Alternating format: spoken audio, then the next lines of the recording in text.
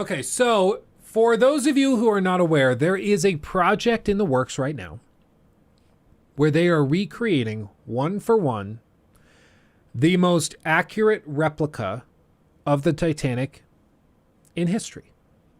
They're poring over schematics. They're going over blueprints. They're investigating historical documents, testimonies from survivors, from crews, from the engineers, from insurance people that walked the ship before it set sail.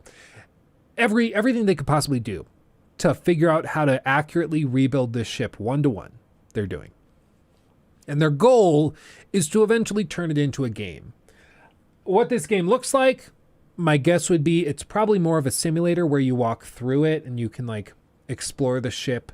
Maybe they make it sort of like an educational thing where you explore the ship and you collect items, and then that's like how you learn to explore the ship and you learn about the ship is by doing it. Kind of like the Discovery Tour in Assassin's Creed Origins and Odyssey. I think they did it with Valhalla too, maybe.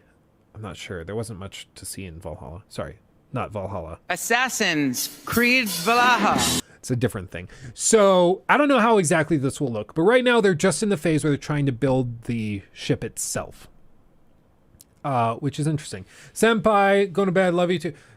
Go get some sleep. Go get some sleep. Good to see you. Okay, so some of you might have seen this. This was posted in April of 2016. 6 going on 7 years ago. Do you feel old yet? I sure do. And in this, it is a real-time time-lapse. Not a real-time time-lapse. That doesn't make any damn sense. It's a real-time recreation of the sinking of the Titanic. Have any of you guys seen that? Seen this? Back in the day? It went like super viral, like 86 million views. But this was one of the earliest things that they did. And, I mean, it's both very, very slow, because, I mean, it's 2 hours and 40 minutes long. But it's like a one-to-one recreation. You see the iceberg come in. But then it also is kind of horrifying that in the span of 2 hours and 40 minutes, a ship goes from totally fine, sailing along, to at the bottom of the sea. It's kind of horrifying. But iceberg comes along. It's going to hit it. They can't turn it. I mean, yeah, the ship is gigantic. They can't move it fast enough. Makes you really appreciate radar, like modern radar, doesn't it? Then it hits.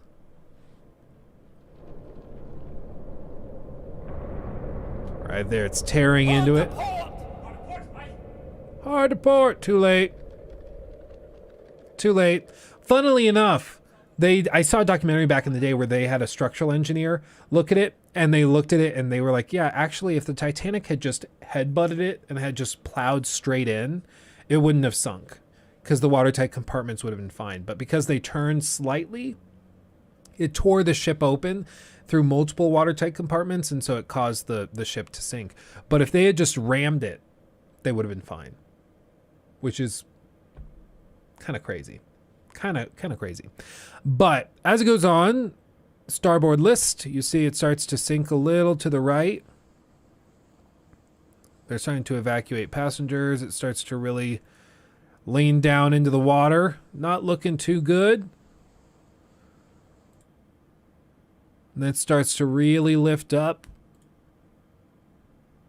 Just slowly doing it. And you see like this recreation right now, this is like a more basic one. But it was to demonstrate the point. They have the exterior pretty much set here. And then it starts to really lean heavily down. Flares. It's really not looking great for the ship. Really looking rough. Gives the 2 telegraph operators permission to abandon their posts and save themselves. They choose to stay longer despite transmissions failing. And it's starting to fully go under. I mean, just the sheer chaos would have been wild. But then the ship fully is getting submerged, and then it's going to start to really sink and then snap.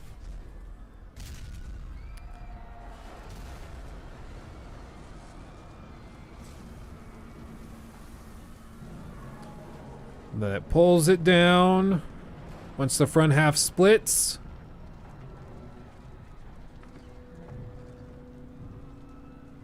And then it happens very, very quickly at that point.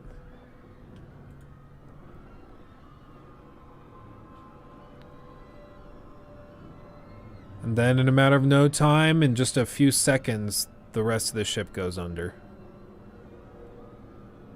And this is all recreated again with evidence from the wreck site, testimony from survivors, physics simulations that have been done in the years since its discovery, all sorts of stuff. It's pretty insane.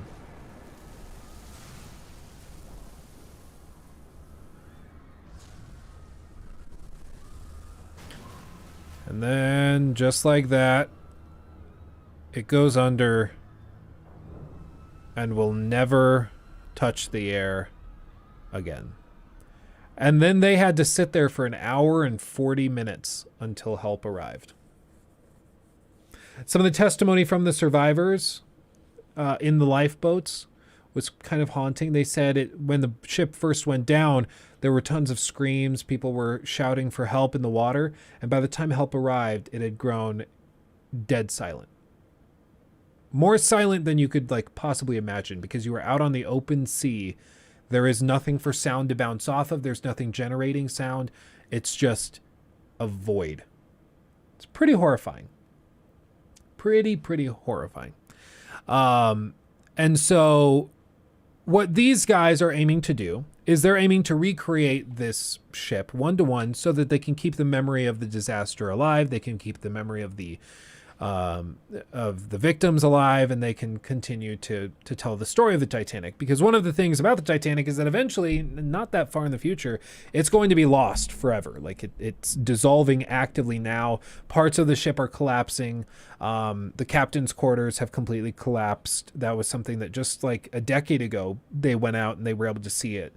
And it was all fine. And in the years since then, it started to really collapse quickly. And it's because it's been down there for over a century. And so they're trying to keep it alive in other ways. And the way that they're doing that is by recreating the ship, like I said.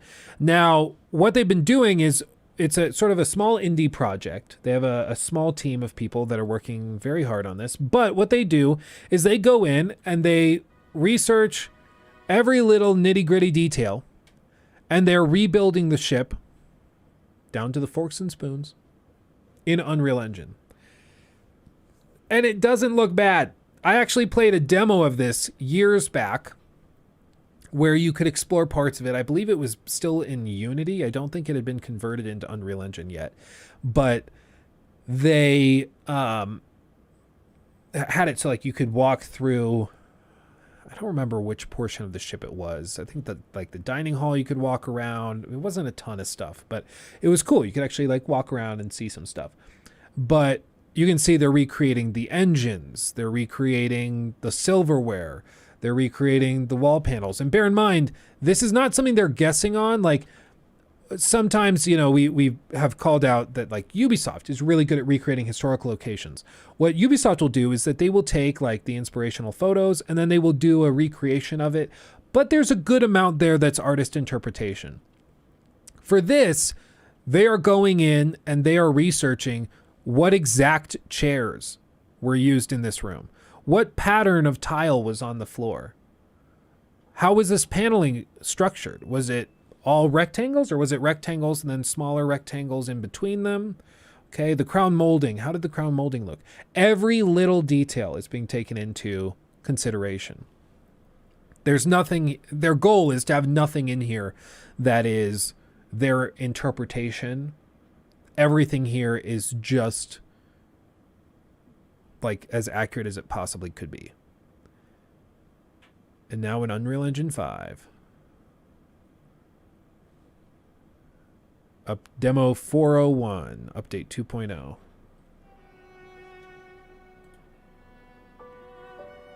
March 3rd. So it's coming up very, very soon. Final free update will be available for PC at TitanicHG.com, which is Titanic Honor and Glory. I did not have time. I decided I wanted to do this last night, so I did not have time to download the demo. But if you guys are interested, we can certainly try the demo on March 3rd when it comes out. However, as you can see, they've done a ton of stuff with this. This was streamed about 10 months ago. This right here. And this is them touring the Titanic. So they start... This is them and the team talking. Demo 401, alpha details, join the team. If you want to support them, you can do that through Patreon, and you can get access to this demo. That's how you do it. But in the demo, you can actually go in and walk around and explore it yourself. As you can see here, they give you the ability to walk around it as they work on it. Parts of it, like if there's a room or a deck that isn't ready to be explored, then they lock that off.